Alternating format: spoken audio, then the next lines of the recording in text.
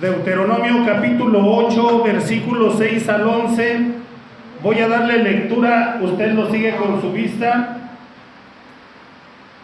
Guardarás pues los mandamientos de Jehová tu Dios, andando en sus caminos y temiéndole, porque Jehová tu Dios te introduce en la buena tierra, tierra de arroyos, de aguas, de fuentes, de manantiales que brotan en vegas y montes, tierra de trigo y cebada, de vides, higueras y granados, tierra de olivos, de aceite y de miel, tierra en la cual no comerás el pan con escasez, ni te faltará nada en ella, tierra en cuyas piedras son hierro, y de cuyos montes sacarás cobre, y comerás y te saciarás, y bendecirás a Jehová tu Dios por la buena tierra que te habrá dado. Ocupe su lugar, hermano. Este tema es la segunda parte y se titula No te olvides de mí. La primera parte, hermano, en el capítulo 8, Dios por medio de Moisés exhorta al pueblo y le decía al pueblo: acuérdate todos estos 40 años, por dónde te traje, por dónde te llevé, por dónde caminaste, todo lo que has pasado, todo lo que has sufrido, todo eso era para moldear tu vida, para quitar tu mente de esclavo y transformarte, para bendecirte. Ahí, hermano, Dios les recuerda por qué la travesía por aquel candente y solitario desierto. También les recuerda la protección y el cuidado que ellos recibieron. Esto fue en el primer tema, cuando Dios cuidaba su vestido. 40 años su zapato no se rompió, ni su pie se había hinchado. Todo esto, hermano, era con un propósito: probar la fidelidad del pueblo israelita. Dice el Señor, esto era para saber lo que había en tu corazón, si habías de guardar los mandamientos o no los habías de guardar. Ser fiel, ser leal en las malas. La fidelidad, hermano, tiene que ser probada en la vida del hombre. La fidelidad tiene que ser probada primeramente con Dios. Pero ¿sabe qué, hermano? La fidelidad va más allá, en un corazón sincero, en un corazón puro. Ser fiel incluye al amigo. Ser fiel con el amigo, con el vecino, con el hermano. Ser fiel entra en el matrimonio. Cuando usted se casa, ambos hacen un juramento. Fidelidad mutua. Pero también, hermano, hay personas que son traicioneras, hay personas que son desleales, hay personas que no son sinceras, y casi por lo regular abundan más estas personas que las personas fieles, que las personas leales, que las personas sinceras. La mayoría de la gente traiciona con una facilidad tan grande a otra persona, y así se vive la vida, traicionando y siendo traicionados. Aún, hermano, tristemente dentro del pueblo de Dios no se debería de dar esto, pero ¿sabe qué? Dentro del pueblo de Dios creo que se da con más frecuencia, y se traiciona, y se engaña, y se defrauda a su prójimo.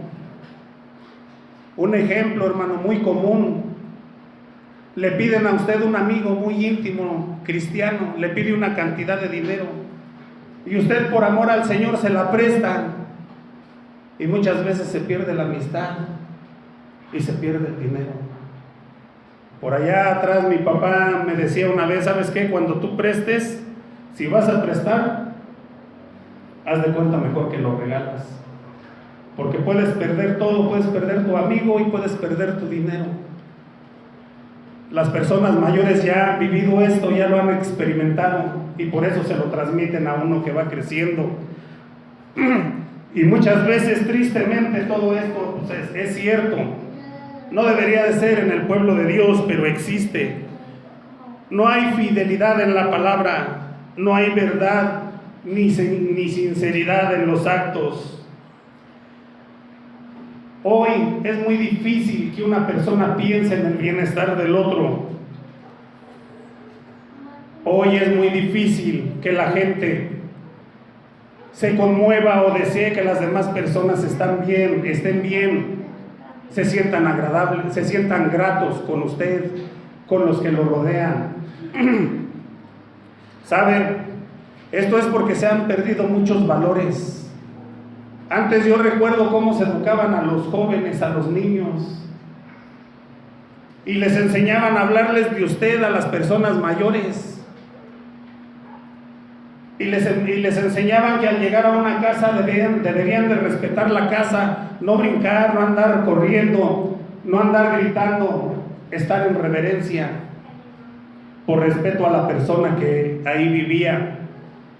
Hoy van cambiando todos estos modales y el respeto se está terminando. ¿Sabe? Hace ratito entró un varón a comprar un dulce y llevaba su dinero escaso, pero su hijo se tiró y le hizo un berrinche. El varón sacó y le compró el dulce para que se levantara el niño y se fuera con él.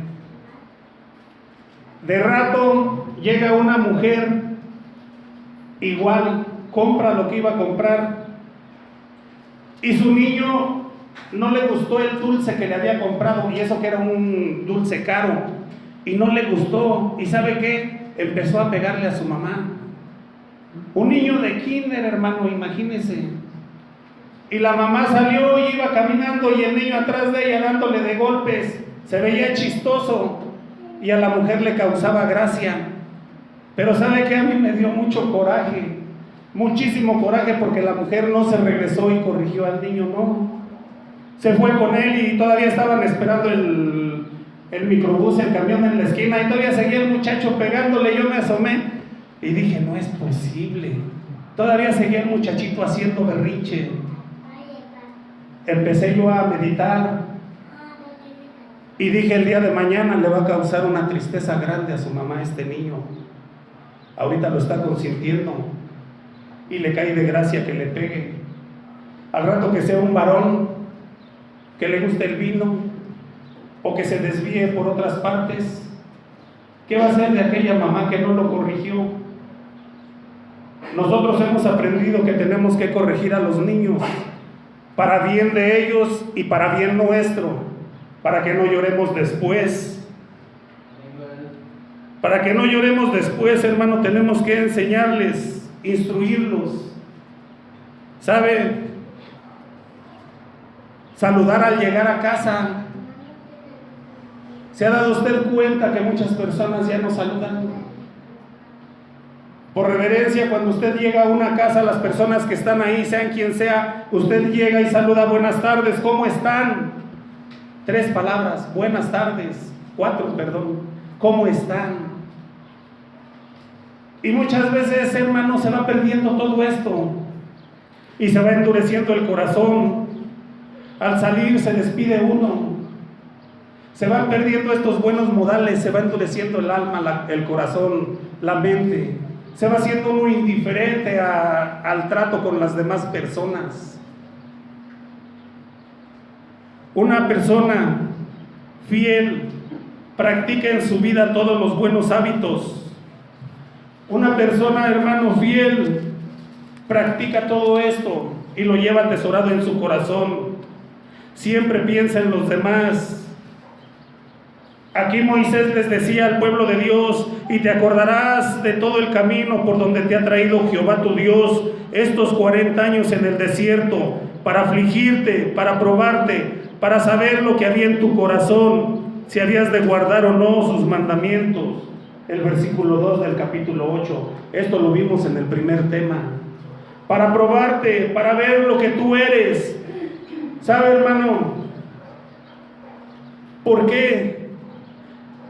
¿Por qué? Para probar la fidelidad de Dios. ¿Por qué? ¿Para qué? Para que uno mismo vaya meditando, uno mismo vaya creciendo. Veíamos, hermano, cómo Dios, desde que nos sacó de la esclavitud, nos ha dado bendición. Y muchas veces decimos que no somos bendecidos por Dios. Lo vimos en el primer tema. Estoy haciendo un resumen, hermano. Ahorita vamos a entrar al segundo tema. No es fácil, hermano, ser fiel cuando sientes que te falta lo material. No es fácil ser fiel en la vida, hermano, porque la escasez acarrea en ti a veces tristeza, dolor, desánimo, desilusión, murmuración. Hay muchos cristianos, hermano, que no pueden superar esta etapa en su vida. Hay muchas personas que dicen, no, es que a mí Dios no me ha bendecido. ¿Sabe? Desde que salió el sol el día de hoy, hermano, usted se levantó, abrió sus ojos, tuvo fuerzas para sostener una taza de café, un pan, bolillo, lo que usted haya desayunado. Salió a trabajar, hermano, a hacer sus labores cotidianas, a arrimar su mandado. Tuvo, hermano, para comer. Posiblemente ahorita llegue y tenga también para cenar, hermano. Y muchas veces dice uno, no, es que Dios no me ha bendecido. Dios le dio fuerza, le dio salud. Dios le dio la oportunidad de estar aquí, hermano. Muchos no se encuentran por causa del trabajo o por causa de falta de fuerzas de salud.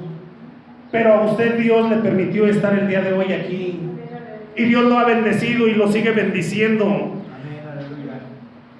Decía un siervo de Dios, cuando le vino la calamidad y perdió riquezas, perdió bienes, perdió a sus hijos, y su mujer lo acosaba y le decía, aún bendices a tu Dios, maldícelo para que te mueras. Y él le respondía, que recibiremos de Dios el bien y el mal no lo recibiremos. Recibiremos de Dios el bien, carros, casas, bienes, y no recibiremos lo demás de Dios. ¿Sabe? Existen peligros por la escasez que pueden llevar al hombre a olvidarse de Dios y volverse atrás para maldición propia. Y esto lo vimos en el primer tema, hermano. Y vimos como Dios ahí también está preparando el corazón del hombre para darle una bendición mayor. Pero también en la abundancia también existe un peligro. Y Dios puede olvidarse, hermano, de la protección divina, de la protección de Dios. Y dice uno, ¿cómo puede suceder esto? Si yo amo a Dios, si Dios me diera un carrito, yo me iría a predicar, le serviría. Si Dios me diera mi jubilación, con más calma serviría yo a Dios. No, hermano, a Dios hay que servirle como Dios nos traiga aquí a la iglesia, como estemos, como podamos. Voy a leer ahí mismo en Deuteronomio capítulo 11, versículo al 17. Sígalo con su vista. ¿Tiene su lectura? Cuídate de no olvidarte de Jehová tu Dios para cumplir sus mandamientos, sus decretos, sus estatutos que yo te ordeno hoy. No suceda que comas y te sacies y edifiques buenas casas en que habites, y tus vacas y tus ovejas se aumenten, y la plata y el oro se te multiplique, y todo lo que tuvieres se aumente, y se enorgullezca tu corazón, y te olvides de Jehová tu Dios, que te sacó de la tierra de Egipto, de casa de servidumbre, que te hizo caminar por un desierto grande y espantoso, lleno de serpientes ardientes y de escorpiones, y de sed donde no había agua, y Él te sacó agua de la roca del pedernal, que te sustentó con maná en el desierto, comida que tus padres no habían conocido, afligiéndote y probándote para la postre hacerte bien, y digas en tu corazón, mi poder y la fuerza de mi mano me han traído estas riquezas. Fíjese, hermano, en la pobreza hay peligro de renegar de Dios y de volverse atrás. En la riqueza también existe el peligro de renegar de Dios y de volverse atrás. Con los versículos que iniciamos, Dios les decía, ¿sabes qué? Vas a entrar a esta tierra y esta tierra es buena y ahí vas a habitar casas, y les describía las maravillas de aquella tierra.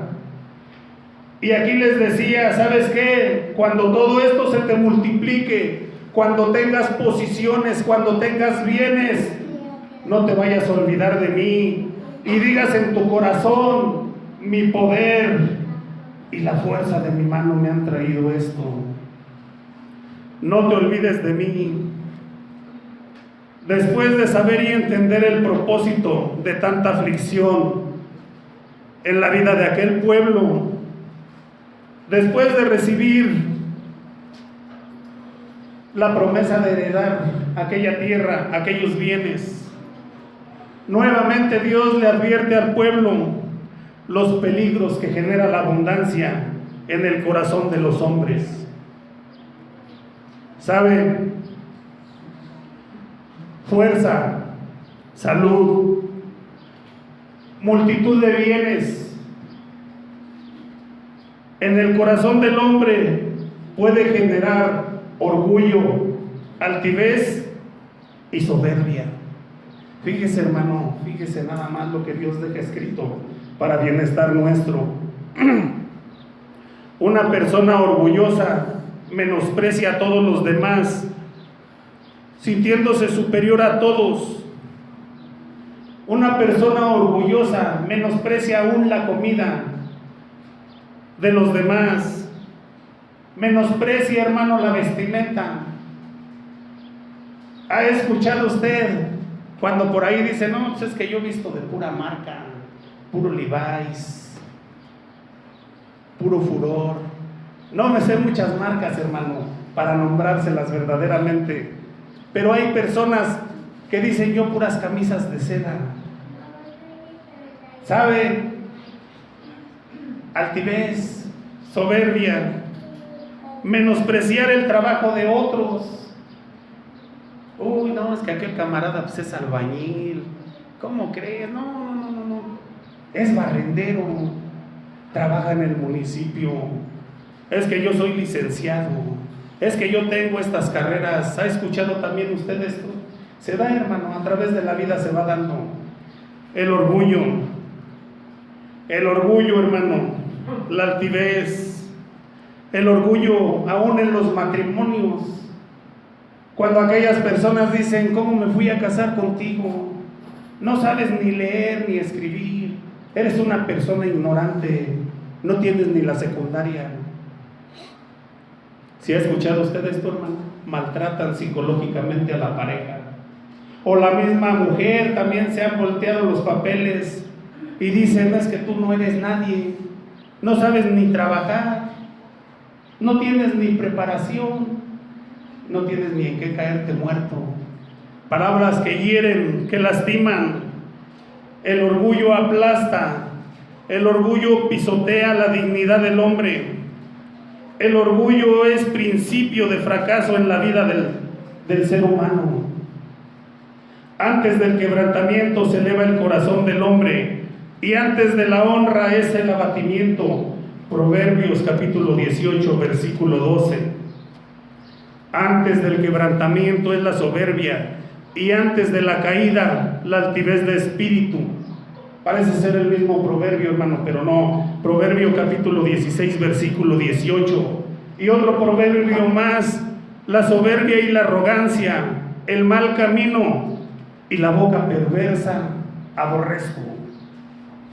Esto dice Dios en Proverbios capítulo 8, versículo 13. La soberbia y la arrogancia, el mal camino y la boca perversa aborrezco. Estar fuerte, sano, vigoroso, lleno de bienes. Esto puede generar, hermano, altivez, orgullo, soberbia. Se siente uno fuerte, con la cartera llena o el bolsillo lleno de dinero, ágil. No le afecta ir para allá, para acá, hacer, deshacer. Y muchas veces uno puede expresar, es que pues con el poder de mi mano, lo que he hecho, es por mi esfuerzo. Esto puede apartar la bendición de Dios en la vida de un ser humano. ¿Sabe, hermano? Le voy a contar una anécdota. Casi no quiero contar anécdotas de mi vida porque muchas veces me da pena, me da vergüenza. Pero Dios está en medio de nosotros y delante de su pueblo. Esta anécdota la voy a contar para que usted medite también en lo que a mí me sucedió un día. Un día estaba yo predicando un domingo en la mañana. De pronto, a media predicación, me vino un vértigo, hermano, en el púlpito. Un vértigo. La ciencia describe el vértigo de esta manera. Vértigo es un trastorno del sentido del equilibrio. Se caracteriza por una sensación de falta de estabilidad. Quien sufre un vértigo siente que los objetos giran a su alrededor o que su cuerpo gira en un movimiento rotatorio. Así lo describe la ciencia. La palabra de Dios lo describe como un espíritu, hermano. En Isaías, después le doy la cita. Estaba yo predicando y me vino un vértigo. Y me quedé ahí agarrado en el púlpito, hermano. Me quedé agarrado con los ojos cerrados.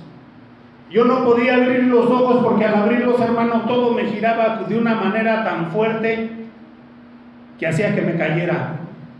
Yo creo que alguien sabe lo que es la enfermedad del vértigo. Allí estaba yo, hermano, en el púlpito frente a 400 personas más o menos, o 480, que eran las que se congregaban en aquel tiempo en la iglesia. La iglesia estaba llena. Era un domingo en la mañana. No podía yo abrir los ojos por temor a caerme. No podía, hermano, soltarme tampoco por el mismo temor. No podía seguir predicando. No podía seguir yo ahí, hermano. ¿Y sabe qué? A mis espaldas estaba el cuerpo ministerial. Pero el cuerpo ministerial no reaccionaba, no sabía qué hacer. Hermano líder, esto es importante también porque tú tienes que estar capacitado para lo que sucede en cualquier culto, para prestar ayuda. ¿Sabes? Ahí estaba el cuerpo ministerial y solo observaban, hermano, sin tomar ninguna decisión. Después de unos segundos de estar agarrado, yo hablé. Tenía el micrófono, hermano, en la mano, pero estaba con la otra agarrada y los ojos cerrados. Y estaba lo más inmóvil que yo podía estar ahí. Y hablé y les dije, ¿saben qué? Me dio un vértigo. No me puedo mover, no puedo abrir los ojos, no puedo hacer nada. Ténganme paciencia para ver si se me pasa. Uno de los hermanos de la congregación se levantó. Ni un líder, ni un diácono, ninguna persona, hermano, tuvo la iniciativa para subirse y bajarme del púlpito. Nadie supo cómo actuar. Y yo ahí, hermano, y la gente viendo al predicador paralizado. ¿Y sabe qué? Se subió un hermano, dio la vuelta. Allá estaba en alto el púlpito. Se subió, dio la vuelta y me dijo, ¿puedes caminar? Y le dije, sosténme duramente y llévame a la salida. ¿Sabe, hermano? Esta fue una osadía que hizo el hermano y se lo tomaron a mal todos los líderes lo criticaron. Él no tenía autorización de subir, ni tenía investiduras para subir a ese lugar y bajarme. Pero nadie hizo nada por bajarme de ahí. Ninguno me ayudó, no supieron cómo actuar y criticaron a este varón. En la parte de atrás, hermano, estaba yo sentado y se arrimó una hermana. Y esta hermana, en vez de darme palabra de consuelo, me dijo, hermano, ¿está usted pecando? Y yo me ofendí, hermana, ¿cómo se le ocurre? ¿Cómo es posible que usted me diga esto? ¿Qué no está viendo lo que me está pasando? Y me volví a preguntar, hermano, yo nada más le pregunto, ¿está usted en pecado? Y me volví a escandalizar. La hermana sabía de mi carácter, hermano. Tenía un carácter todavía lo doble de feo que lo tengo ahorita. ¿Y sabe qué? Por tercera vez me preguntó, hermano, ¿está usted en pecado? Hermana, ¿cómo cree? ¿Cómo se le ocurre a usted esto? Arrepiéntase, hermano, me dijo. Y yo le dije, ¿cómo cree usted, hermana? ¿Cómo se atreve? Deje que me componga. Y tantas cosas que le dije. No la maldije, hermano, pero le dije muchas cosas. ¿Sabe? Yo me enojé, pero al paso de los años yo empecé a meditar. A mí me causó muchísima tristeza, hermano, que me diera un vértigo en aquel lugar. ¿Y sabe por qué le comento esto? Porque usted es líder, porque ustedes van creciendo, porque esta iglesia va a necesitar de personas que estén al frente, y puede caer también en ustedes lo que a mí me pasó. Yo creía estar bien delante de Dios, pero había fallado, hermano. Había pecado ante Dios, pero yo no lo quería reconocer. Martes estaba yo en la iglesia, jueves estaba yo en la iglesia, viernes, sábado, domingo, y los días que no mencioné estaba yo en la iglesia, hermano, trabajando en la obra de Dios, predicando como maestro, enseñando. Me empezaron a dar predicaciones, me empezaron a dar escuelas dominicales, y casi por lo regular al final, hermano, ya estaba yo predicando más que el pastor. Casi toda la semana yo predicaba, y en la oración yo dirigía, y los sábados enseñaba en los cursos que se daban ahí, y me fui envaneciendo, y muchas veces bajaba yo del púlpito y me decían, hermano, qué buena predicación, hermano, qué bonito predicó usted. Gracias, hermanos, gracias. Se empieza el oído a envanecer. ¿Y sabe qué? Empieza a venir la soberbia. En todo tipo de festejos estaba yo ahí, en todo tipo de trabajos estaba yo ahí.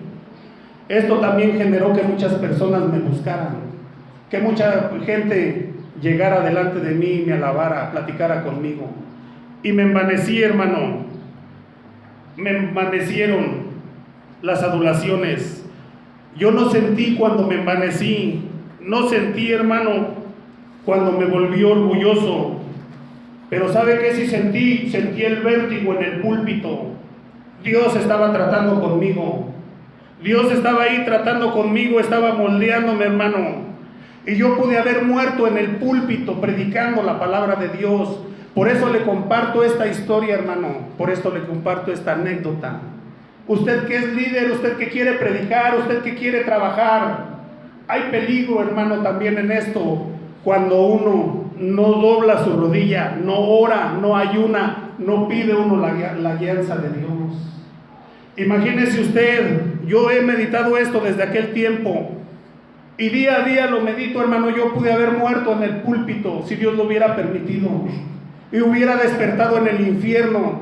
¿Y sabe qué? Eso hubiera sido triste y decepcionante, pero Dios no lo permitió. Simplemente Dios me estaba moldeando, estaba tratando conmigo, y me dijo, ¿sabes qué? Así no me sirves, así no me sirves. La soberbia y la arrogancia, el mal camino y la boca perversa aborrezco. Antes del quebrantamiento es la soberbia, y antes de la caída la altivez de espíritu, porque el que se enaltece será humillado, y el que se humilla será enaltecido.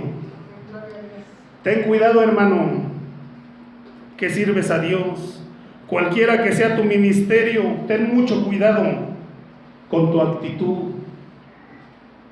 No es grato, hermano, contar esto, pero es para enseñanza también del pueblo. Es para enseñanza también de que Dios te puede humillar cuando tú te sientes que por tus propias fuerzas has logrado todo lo que tienes en el camino. Es decir, dice el Señor, y digas en tu corazón: mi poder y la fuerza de mi mano me han traído esta riqueza. Aquí habla de las riquezas de los bienes, pero también, hermano, puedes decir: la facilidad de mi hablar, mi carisma, mi forma de ser, mis bienes me han hecho popular entre todos los demás. Y Dios dice: no, estás equivocado, no es por tus fuerzas, no es por lo que haces, es porque yo te estoy cambiando, te estoy transformando. ¿Sabes? Pude haber muerto, hermano, predicando. Y hoy, cada que Dios me permite predicar, hermano, cada que preparo una predicación, a mí me ha servido. Porque doblo mi rodilla y empiezo a pedir a Dios, a Dios, a Dios.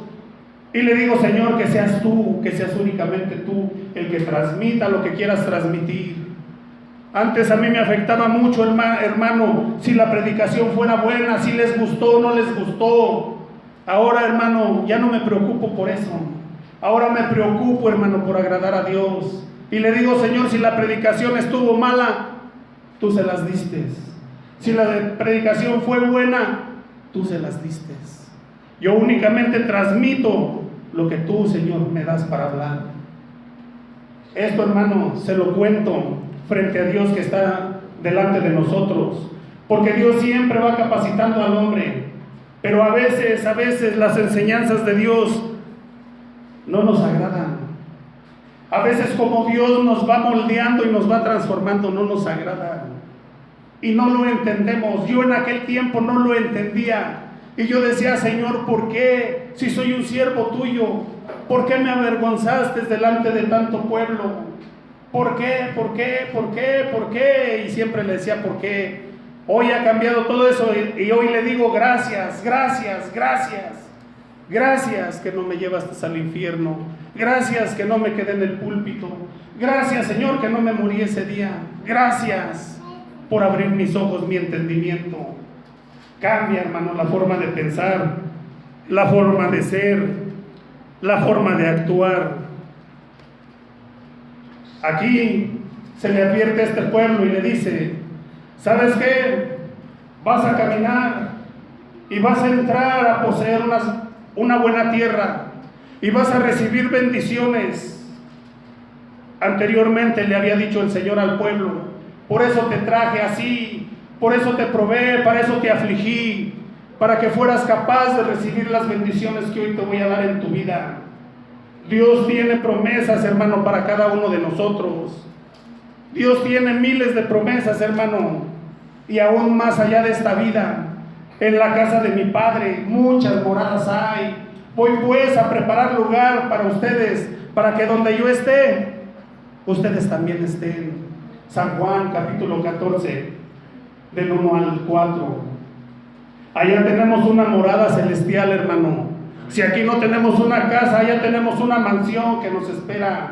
Y estamos a punto también de heredar la tierra prometida. Esa es la tierra prometida, hermano. Ese es el lugar a donde vamos a ir tú y yo, a recibir esas bendiciones, donde ya no habrá más llanto, no habrá más tristeza, ni más dolor. Quiero que vayas conmigo al libro de Daniel y vamos a buscar el capítulo 4. Glorifica el nombre de Dios, hermano. Dios está en medio de nosotros y quiere bendecirnos el día de hoy y fortalecer nuestro corazón, nuestra mente. Daniel capítulo 4, versículo 29 al 33. Voy a darle lectura, usted sígalo con su vista. Daniel capítulo 4, versículo 29 al 33. Al cabo de 12 meses, paseando en el palacio real de Babilonia, habló el rey y dijo: ¿no es esta la gran Babilonia que yo edifiqué para casa real, con la fuerza de mi poder y para gloria de mi majestad?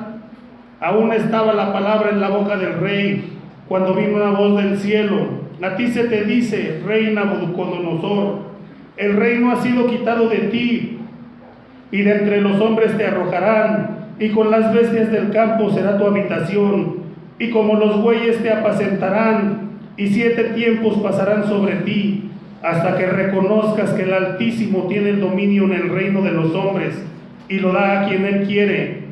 En la misma hora se cumplió la palabra sobre Nabucodonosor, y fue echado de entre los hombres, y comía hierba como los bueyes, y su cuerpo se mojaba con el rocío del cielo, hasta que su pelo creció como plumas de águila, y sus uñas como las de las aves,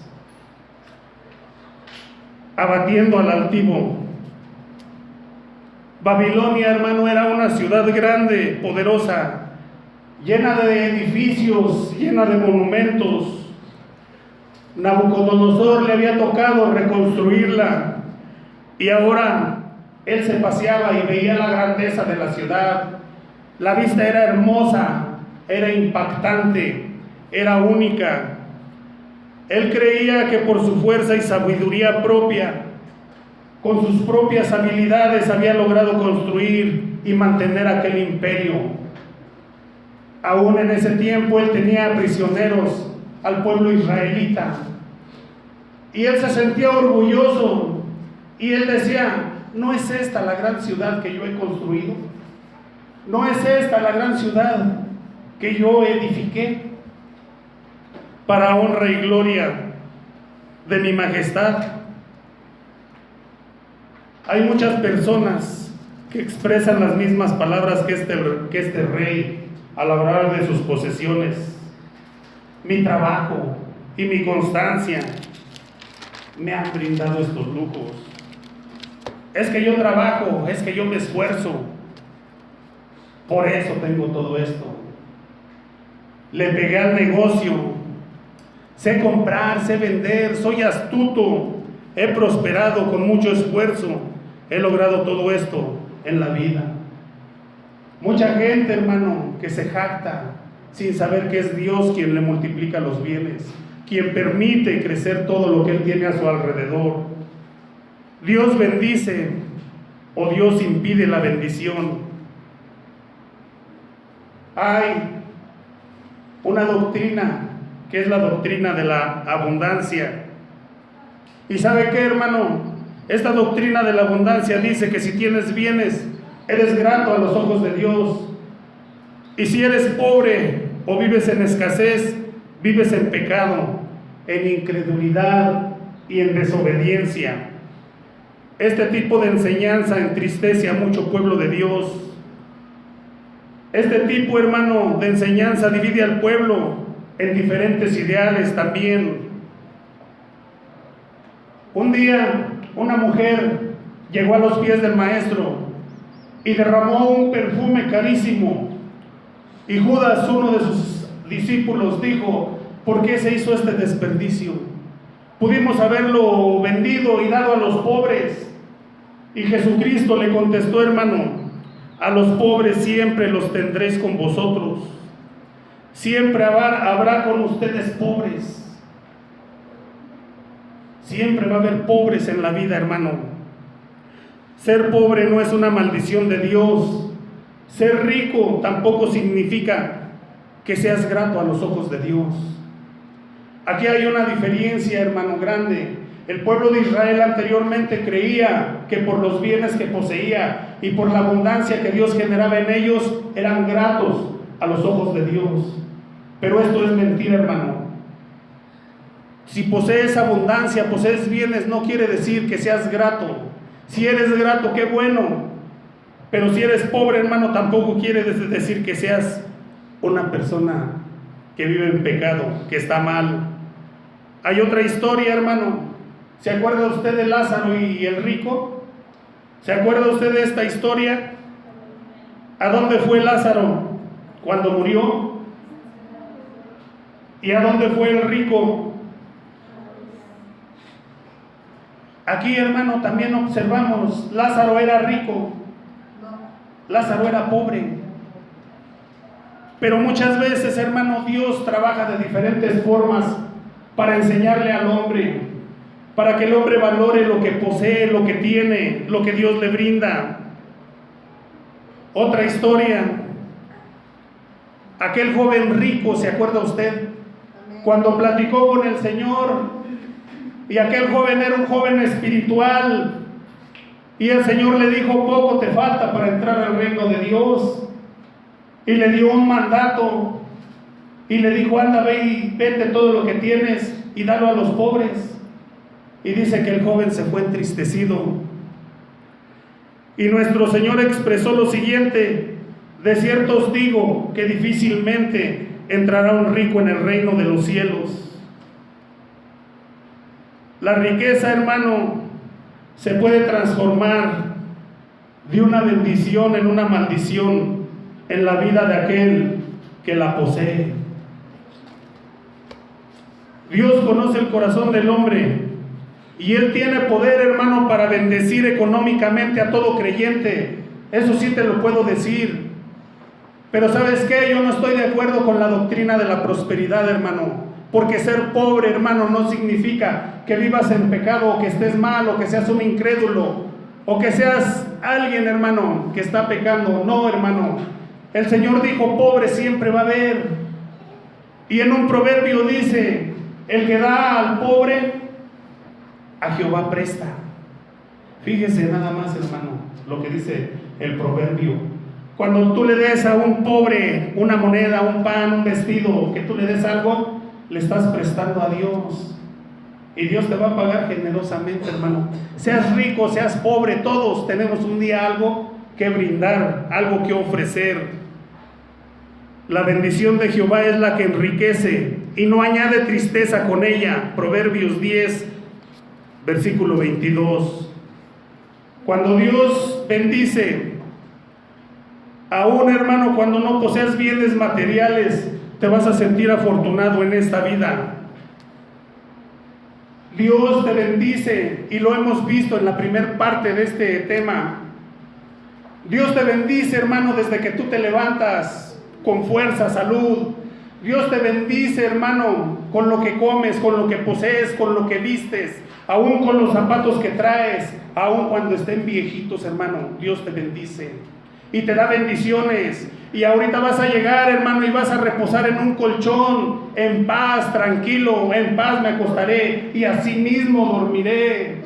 Hay gente, hermano, que aunque tenga riquezas no va a poder descansar, no va a poder dormir. ¿Sabes? La protección de Dios al lado del cristiano va más allá del entendimiento. Y muchas veces creemos únicamente que cuando Dios te bendice con bienes materiales, entonces eres grato a Él. Pero no, hermano. Dios busca tu corazón primeramente. Ahí mismo, hermano, en Daniel, versículos adelante, viene, hermano, el juicio para este varón por la altivez, por la soberbia, por la arrogancia. Y le dice: ¿sabes qué? A ti te voy a transformar, te voy a cambiar, te voy a moldear. Y Dios empieza a moldear a este varón de una manera tremenda. Imagínate, hermano, nadie desearía experimentar lo que este varón experimentó. Nadie, hermano, desearía pasar o recibir el trato que este rey recibió. Allá con los animales, comiendo pasto, sin bañarse, sin poder coordinar sus pensamientos, hermano. ¿De qué le servían sus riquezas? ¿De qué le servía su oro, su plata, si no tenía sabiduría ni entendimiento para gastarlo? ¿De qué le servía, hermano, tener tanto alimento, si su cuerpo no lo deseaba? Su cuerpo deseaba el pasto, la hierba.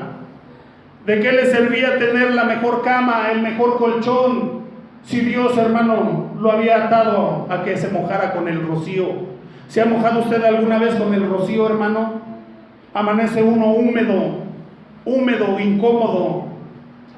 ¿De qué le servía a este rey, hermano, tener todo? ¿De qué le servía si no lo podía disfrutar? No se podía vestir, hermano. No podía calzar el mejor calzado porque dice que sus uñas estaban de una manera tremenda. Pero ¿sabe qué? Después de ser tratado, después de ser moldeado, este varón vuelve a ser restaurado. Por causa del tiempo no le voy a dar lectura a los versículos, pero usted léalos en su casa, hermano. Únicamente al final del versículo 36 le voy a decir lo que ese versículo dice, para que usted vea. y fui restablecido en mi reino, y mayor grandeza me fue añadida. Y mayor grandeza me fue añadida. Después, hermano, que Dios trabajó con este varón, después que Dios lo moldeó, lo transformó, lo cambió, ya estaba preparado para recibir otra bendición más grande. Allá cuando él se paseaba y decía, ¿no es esta la gran Babilonia? Ya Dios lo había bendecido, pero Dios lo quería bendecir aún más. Pero para bendecirlo aún más, si lo hubiera bendecido en aquella forma, se hubiese perdido este varón. Y Dios tenía que moldearlo, tenía que transformarlo. Y Dios tenía que humillarlo y enseñarle que no era por su poder ni por sus fuerzas. Pero al final de este versículo dice, y fui restablecido en mi reino, y mayor grandeza me fue añadida. Dios, hermano, quiere engrandecerte para hacer muchas cosas contigo y para hacer muchas cosas para otras personas. Dios quiere engrandecerte, hermano, pero para que no te afecte a ti esto, Dios necesita moldearte. Dios necesita moldearte. ¿Sabe por qué suspiré, hermano? Porque aquí es cuando no queremos cada uno de nosotros. Porque Dios tiene que cambiar tu mentalidad, tiene que cambiar tu ser, tiene que añadir, hermano, lo que Él tenga que añadir en tu vida para que tú seas capaz de recibir una bendición mayor. Tiene que prepararte para que la misma bendición no destruya tu vida. Si Dios te permitiera levantar un muerto, hermano, ahorita así como estás, a lo mejor tu mente se envanecería y podrías perderte. Pero Dios quiere que hagas esto y muchas cosas más. Pero para que los hagas, te va a empezar a moldear, va a empezar a tratar contigo. Jehová empobrece y Él enriquece, abate y enaltece. Primera de Samuel capítulo 2 versículo 7. Todo lo que esté pasando en tu vida tiene un propósito divino. Dios quiere bendecirte aún más. Y la bendición, hermano, de Dios está sobre ti. Pero tienes que tener la capacidad para poder disfrutar esta bendición en tu vida. A este pueblo le decía, vas a pasar a esta tierra, y les describía la hermosura de la tierra. Pero les advertía y les decía, no vaya a ser que cuando te multipliquen tus bienes, cuando tengas todo en abundancia, te olvides de mí y digas, mi mano lo ha hecho, el poder y la fuerza de mi mano lo han hecho. Medita, recapacita, decía, ¿por dónde te he traído en estos días para que seas capaz de recibir una bendición? Medita, hermano, cómo Dios ha tratado contigo en estos años, cómo Dios te ha moldeado, cómo Dios te está transformando, cómo Dios te ha bendecido, porque Dios te va a bendecir aún más, hermano.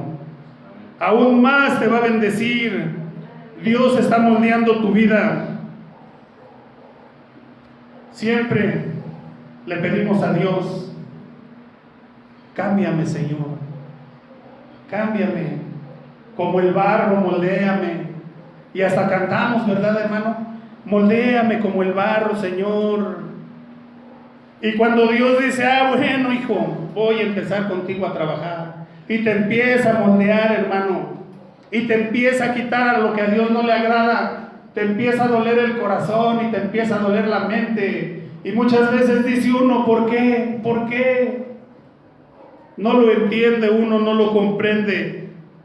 Cuando Dios empieza a trabajar, entonces el pueblo llora, el pueblo se queja, el pueblo murmura. Ahora, hermano, duele. Ahora ya no quiere ser transformado. Ahora ya no quiere ser el barro. No, Señor, no, déjame así estoy bien. Ahora le entras porque ya estás adentro. Ahora le entras porque le entras y te voy a moldear y te voy a transformar y te voy a capacitar y te voy a levantar para que seas de bendición a otros. Pero en el trayecto vas a sufrir, vas a llorar. Primeramente no lo vas a entender. Así como yo no lo entendí, hermano, cuando me pasó allá en aquel púlpito y decía, ¿por qué? ¿Por qué? Pero ahora digo, gracias, gracias. Y así empieza uno a entender las cosas. Y dice Dios, prepárate, prepárate porque vas a pasar a la tierra prometida. Prepárate porque vas a empezar a recibir bendiciones. No rechaces las bendiciones de Dios. Y cuando empiece a doler en tu corazón, date cuenta que Dios está trabajando contigo para bendición tuya. ¿Por qué?